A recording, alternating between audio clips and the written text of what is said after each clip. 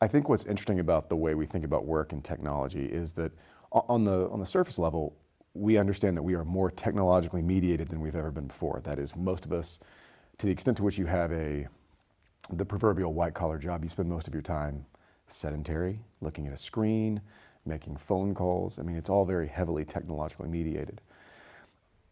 I think what's more worthy of reflection, though, is what does it mean to be productive? Because my sense is that while we want to be, and even in many cases need to be, productive at work, if we import a notion of productivity into things like leisure and play or our social lives, what does that mean?